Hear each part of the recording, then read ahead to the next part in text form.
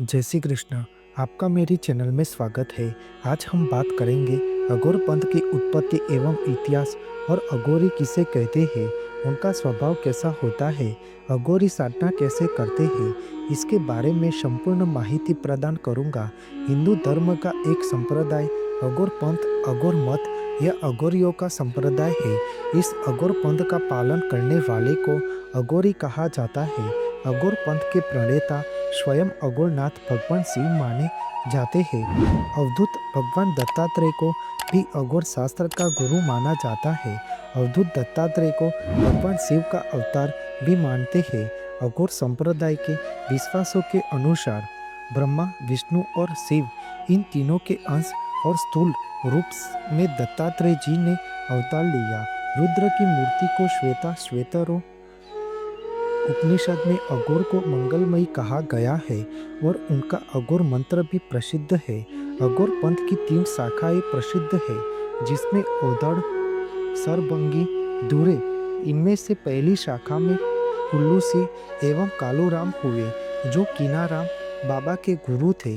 कुछ लोग इस पंथ को गुरु गोरखनाथ के भी पहले से प्रचलित बतलाते हैं और इसका संबंध शैव मत के पाशुपत अथवा कालामुख संप्रदाय के साथ जोड़ते हैं। अघोर संप्रदाय के एक संत के रूप में बाबा कीनाराम की पूजा होती है। अघोर संप्रदाय के व्यक्ति भगवान शिव के अनुयायी होते हैं। इनके मत अनुसार भगवान शिव स्वयं में जड़ चेतन समस्त रूपों में संपूर्ण विद्यमान है। इस अघोर पंथ में शरीर और मन को साध कर और जड़ चेतन और सभी स्थितियों का अनुभव करके और इन्हें जानकर मोक्ष की प्राप्ति की जा सकती है। भारत के सबसे प्रमुख अघोर स्थान के तौर पर वाराणसी या काशी को मानते हैं। भगवान शिव की स्वयं की नगरी होने के कारण यहाँ विभिन्न अघोर साधकों ने तपस्या भी की है। यहाँ बाबा कीनाराम का स्थल एक महत्वपूर्ण तीर्थ भी है। काशी के अतिरिक्त गुजरात के जूनागढ़ का गिरनार पर्वत भी एक महत्वपूर्ण स्थान है। जूनागढ़ को अवधूत भगवान दत्तात्रेय की तपस्या स्थल के रूप में जानते हैं। अघोर साधनाएं मुख्यत्व रूप से शमशान घाटों और निर्जन स्थानों पर की जाती है। सब साधना एक विशेष क्रिया है, जिसके द्वारा स्वयं को अस्तित्व के विभिन्न चरणों की प्रतीकात्मक रूप में अनुभव किया जाता है। अघोर विश्वास के अनुसार अघोर शब्द मूलतः 2 शब्दों अ और गोर से मिलकर बनता है, जिसका अर्थ है जो कि गोर न हो, अर्थात सहज और सरल हो। प्रत्येक मानव जात जन्मजात रूप से अघोर अर्थात सहज होता है। बालक समय के अनुसार बड़ा होता है, तब वह अंतर करना सीख जाता है और बाद में उसके अंदर विभिन्न बुराइयां और असहजताएं घर कर लेती है और वह अपने मूल प्रकृति यानी अघोर रूप में नहीं रह जाता। अघोर साधना के द्वारा पुनः अपने सहज और मूल रूप में आ सकते हैं और इस मूल रूप का ज्ञान होने पर ही मोक्ष की प्राप्ति संभव है। अघोर संप्रदाय के साधक समदृष्टि के लिए नर मुंडों की माला पहनते हैं और नर मुंडों को पात्र के तौर पर प्रयोग भी करते हैं। चिता के भस्म का शरीर पर लेपन और चिताग्नि पर भोजन पकाना इत्यादि सामान्य कार्य है। अघोर दृष्टि में स्थान भेद भी नहीं होता, अर्थात महल या शमशान घाट एक समान मानते हैं। अघोरी साधना कैसे करते हैं, ऐसा ख्याल हर एक व्यक्ति के दिमाग में होता है। अघोरी की साधना अलग अलग प्रकार की होती है, जिसमें शिव साधना में सब के ऊपर पैर रखकर खड़े रहकर साधना की जाती है। इस साधना का मूल भगवान शिव की छाती पर पार्वती यानी माँ काली द्वारा रखा हुआ पाव है।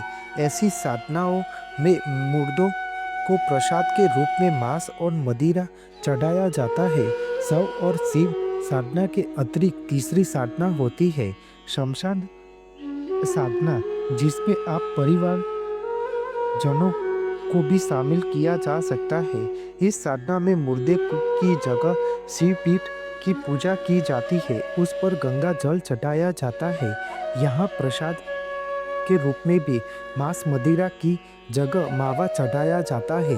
हालांकि इसकी पुष्टि करना मुश्किल है, क्योंकि अघोरी अपने बारे में कभी कुछ बताते नहीं है, लेकिन जानने की उत्सुकता अधिक रहती है। अघोर संप्रदाय के साधक मृतक के मांस के भक्षण के लिए भी जाने जाते हैं। मृतक का मांस जहाँ एक और सामान्य जनता में अस्पृश्य होता है, वही इसे अघोर एक प्रकृति पदार्थ के रूप में देखते हैं और इसे उद्रस्त कर एक प्राकृतिक चक्र को संतुलित करने का कार्य करते हैं। मृत मांस भक्षण के पीछे उनकी समदर्शी दृष्टि विकसित करने की भावना भी काम करती है। कुछ प्रमाणों के अनुसार अघोर साधक मृत मांस के शुद्ध शाकाहारी मिठाइयाँ बनाने की क्षमता भी रखते हैं। लोकमानस में अघोर संप्रदाय के बारे में अनेक भ्रांतियों और रहस्य कथाएं भी प्रचलित है। अघोर विज्ञान में इन सब भ्रांतियों को खारिज कर के इन क्रियाओं और विश्वासों को विशुद्ध विज्ञान के रूप में तार्किक ढंग से प्रतिष्ठित किया गया है। अघोरी के स्वभाव के बारे में मान्यता है कि वह बड़े ही रूखे स्वभाव के होते हैं, लेकिन उनके भीतर जन कल्याण की भावना छुपी होती है। अगर किसी पर मेहरबान हो जाए तो अपनी सिद्धि या का शुभ फल देने में भी नहीं हिचकते और अपनी तांत्रिक क्रियाओं का रहस्य भी उजागर कर देते हैं। यहाँ तक कि कोई उन्हें अच्छा लग जाए तो उसे वह अपनी तंत्र क्रिया सिखाने को भी राजी हो जाते हैं, लेकिन इनका क्रोध प्रचंड होता है। उनके साथ सहज और विनम्रता से आशीर्वाद एवं बात करनी चाहिए। इनकी वाणी से सावधान रहना चाहिए।